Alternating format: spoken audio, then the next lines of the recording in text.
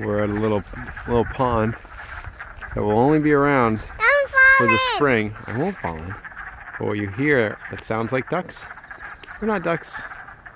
They're wood frogs. It's a great time to go hear them.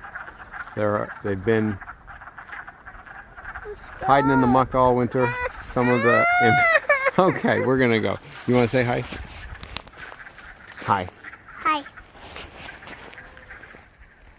Oh, hello class. I am an hour north. Nah, I'm like an hour and a half north of South Portland, a place called Morse Mountain. And I realized this forest here is where we're headed in that trail that I posted on Trail Tours number 2. You can see this is all conifer, all similar age, and everything that's growing in. The younger trees are all conifer. And this is kind of the end, or at least the peak for this forest is all conifer. There aren't going to be any more deciduous trees that can live. And it is just hillocks and hummocks everywhere through this forest. You can see right here a really awesome one that is forming. This is the lumpiest, bumpiest forest that I've been in a while. And as we walk through here, you can see all the hillocks and hummocks. I just keep going up and down and up and down. And you can picture this right here. Probably used to be one large trunk and then the hummock on the other side. And what you'll notice in this forest, I haven't seen a great example of it quite yet, but the bedrock is right underneath the soil. It's really thin. So these trees are falling all the time, and you can see it right in here. I bet if we went over here and picked around, we would find that this right over here is actually rock. Let's see. Sorry, mossy. Yep. That right there is rock. So most of this forest is living on, like, I don't know, not much more than a foot or two of soil. That's why there are blowdowns all the time. That's why the terrain is characterized by hillocks and hummocks and rocky outcroppings. Now next up, sometime this week, I'm going to be talking about why you see low stone walls like this all over New England. You can't go anywhere in New England without finding a forest that has long stone walls like this. In fact, I challenge you guys to find a low stone wall just like this week. Take a picture of it and post it. I could walk along this thing for a mile for sure, and then it would probably take a hard right and start heading this way. And all these trees are about the same age, all the big old ones. And there's a reason that all these trees are about the same age, about 50 to 100 years old. They're actually probably all exactly the same year, these tall ones. And we can use this stone wall to date, to figure out how old these trees are, and exactly what was happening. Pretty cool? Yeah! All right. So these spruce trees, pine trees, and other conifers that we've seen, they're pretty great at living in shallow soil. But the trees behind me and the plants behind me are even better. This stuff is called lichen. And you guys probably have already heard about lichen that grows on rocks. This is the kind of stuff that grows in the tundra too, that things like muskox eat. But these trees right here are a certain type of pine tree that I'll find out when I get home. And they are amazing at shallow soils. Look how shallow this soil must be. Here's the rock. Beep, beep, beep, beep, beep. And here's the tree. It's doing this with like an inch of soil.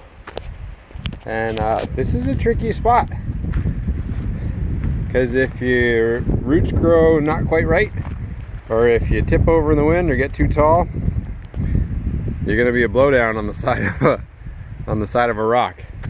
But there are a lot of trees around here, just in this spot, where the soil is just inches thin, where these trees take over, because even the spruce and the fir and the pine trees that we've seen in the other types of forests are not quite good enough.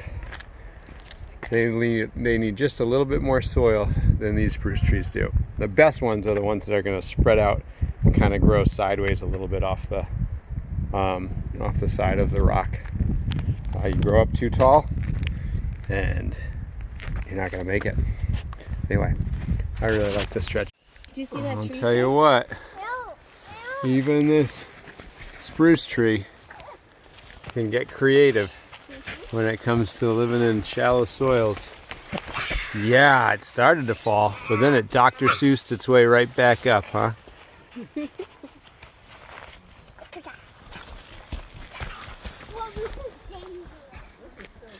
And if you look at its needles, it's doing just fine.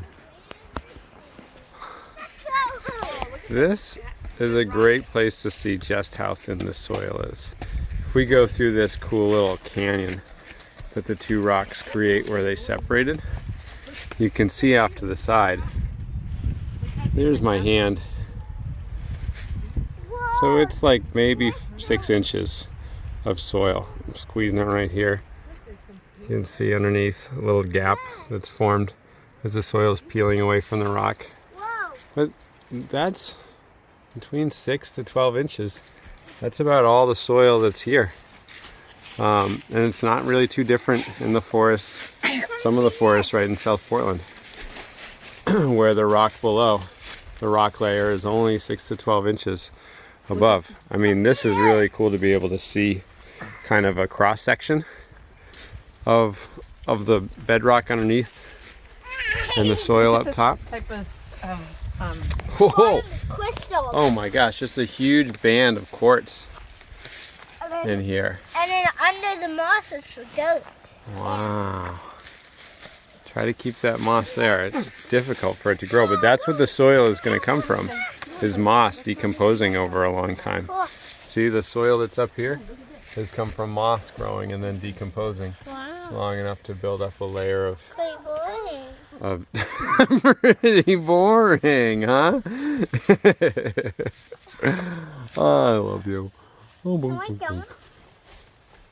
I don't. You guys, this little tree right here ran out of nutrients in the shallow soil and then was like, roots, I need you guys to find whatever you can. And they were like, we will not stop, sir, until we find nutrients. And then boom, they found this rotted stump.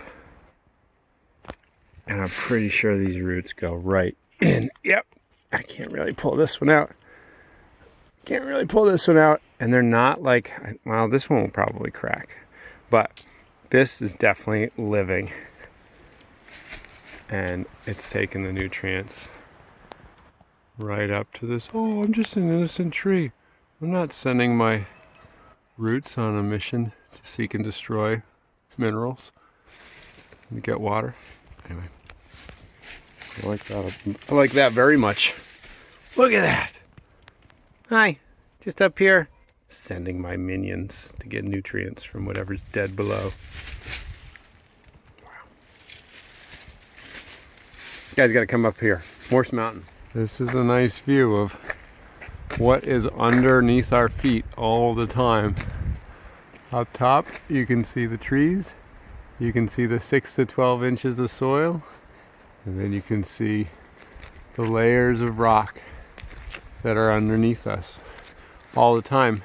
These have happened to break up, push up from the soil because of tectonic movement.